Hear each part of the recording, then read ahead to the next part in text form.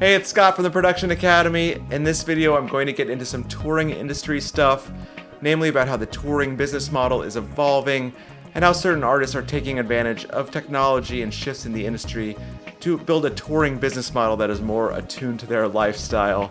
So I'm going to talk about a specific example, a longtime client of mine called The Hold Steady, and what we've been doing this summer, how we've been doing shows, how they've been touring, and how it affects my job as a sound engineer.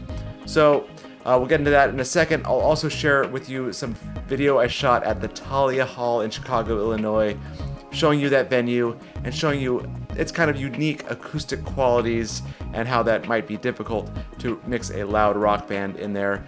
All that's coming up in just a second.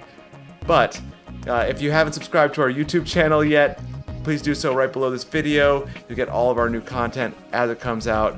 I have a lot of good stuff coming for you this fall. All right, so The Hold Steady, they're a band I've been working for over 10 years. And when I started working for them back in 2009, we'd get into a tour bus and go out for 6 weeks in the United States and then go to the UK and tour there for 3 weeks. We were doing long tours on a bus, and I've done a lot of that type of touring over my career. But that does get a little exhausting sometimes. As anyone who's toured a lot on a bus or just a lot flying around can attest to, it does get draining after a while. And, the older you get, the more difficult it gets to maintain that kind of intense touring schedule. So The Hold Steady, they've been doing it a long time. They're all older than I am. And just to fit in with their general lifestyle, they've kind of developed a new way of touring. Other artists do this. I don't want to say they're completely original in doing this, but for their type of band, for their sized band, they pioneered this modern way of touring that really works for them. So what they do is they go in, do 3 or 4 night residencies in select cities around the world. They mostly do the United States, but also the UK and Australia. So they really do focus on the cities that they've had the best success with before, but they'll go into a venue that they can sell out 3 or 4 nights in and just do a residency. Now, and they're not going to get on a tour bus after that and go to the next city. They're going to fly to a city, do 3 or 4 shows, and then fly home. And then a couple weeks later, they'll go out and do it again in another city, and then again a couple weeks after that. So everyone gets to go home every week. It helps out. A lot of the guys in that band are fathers, and they want to see their kids during the week. So it is a way that they've been able to play shows, generate revenue for the band at those shows, and still be able to maintain their more adult lifestyles. So it works well for them. And you might say, well, if you don't do as many shows, how could you be making as much money? There's a lot of things that they've had to do to make all the numbers work. They'll make specific merchandise, specific t-shirts and tote bags or whatever for each weekend that they're doing, or each summer that they're doing these weekend residencies. And that helps bolster extra revenue. They'll sell VIP packages so the fans that are really big fans can come and see sound checks and meet the band and have other interactions with them that they normally wouldn't just going to shows. So when you put all this together, the band is able to do less and still generate revenue enough to keep their business going and have fun and go around and play shows all around the world. So I do want to share with you some video I shot at Thalia Hall in Chicago, Illinois. We did do one of these weekend residencies in Chicago this summer, and it's always fun for me to go back there because I used to live there. I used to own a recording studio there, so I do know a lot of audio engineers and other people in the music industry there. And it's always fun to go back and see some friends. So here's Thalia, and pay attention to the acoustic properties of this room. I know you can't hear the acoustic properties, but just by seeing the walls and seeing the lack of acoustic treatment, you'll get a sense of how that room sounds. And I'll talk a tiny bit about what I do to combat that. All right, here we are at the Thalia Hall in Chicago, Illinois. I'm here with my friends, The Hold Steady. We're doing 1 of 2 nights here. We just finished sound check. We got our little SC48 set up here. I'm using this little Zoom 6 little recorder. I use this thing so much. It's great for just making little board recordings, plus little stereo left-right microphone to capture the ambient sounds of the room. I find it so handy. I use it all the time when I'm touring. And but here's the stage. We have a nice, really beautiful room here.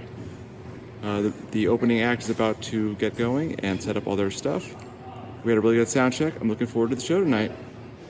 So one of the things you will notice about this room is that it doesn't really have much acoustical treatment. It's a really gorgeous old theater, so they aesthetically didn't want to put anything in. That doesn't make it hard for a rock band like this with the Hold Steady. They have a lot of loud guitars and all that.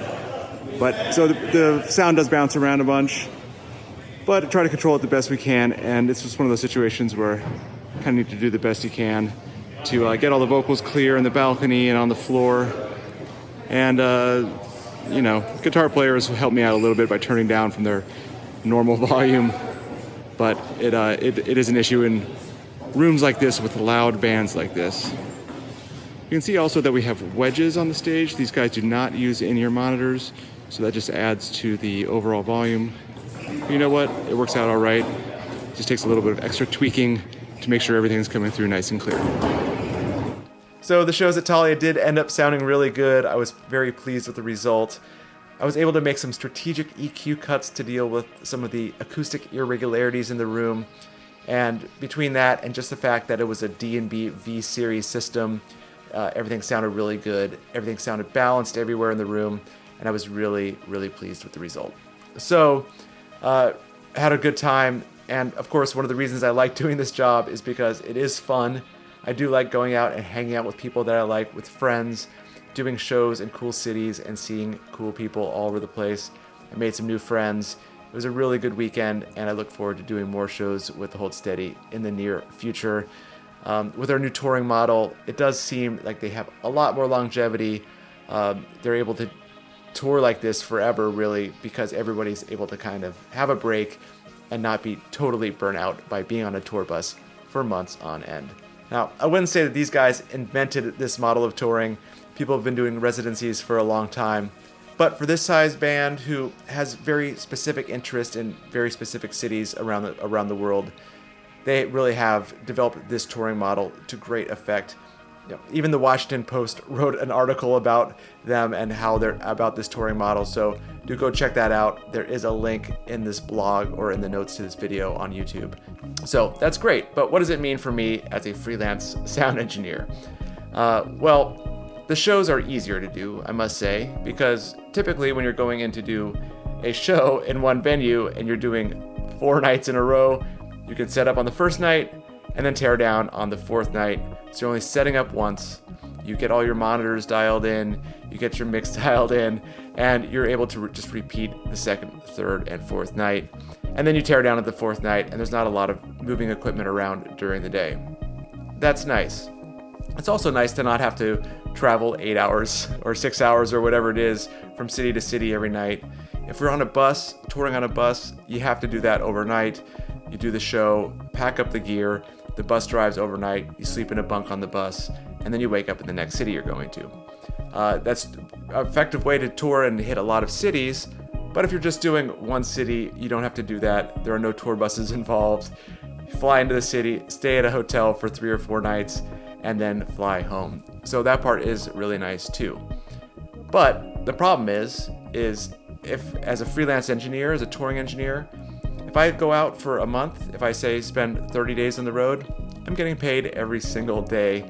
I'm getting paid for the days I travel, I'm getting paid for show days, and that adds up to a lot after a month. If we're going in and doing 4 nights in a city and say a couple days of travel every few weeks, it's not going to add up to as many days of pay. So there is that aspect to it as well, and something that freelancers always have to think about. Growing up as a freelancer, I always have certain tendencies. I'll always say yes to almost anything because you never know when the next gig is going to come around. It's hard to say no to work when it's not steady. But another one is I've developed a lot of sources for finding work around New York City. I know a lot of bands around. A lot of bands come to town and do one-off shows or whatever. or I'll work at venues around town to fill out the income. So for me, it's not as critical to have a band that's touring a ton, but if you're relying on touring as your sole source of income, it's hard to operate as a freelance sound engineer like that. Obviously, a band can choose to do it and have extra ways to generate revenue, but that doesn't necessarily mean as the front of house engineer that I'm getting paid accordingly the same way. So just things to think about as people change the way they're touring. I hope you're having a great day. I have a lot more audio tips coming for you soon, but until then, see ya. Bye.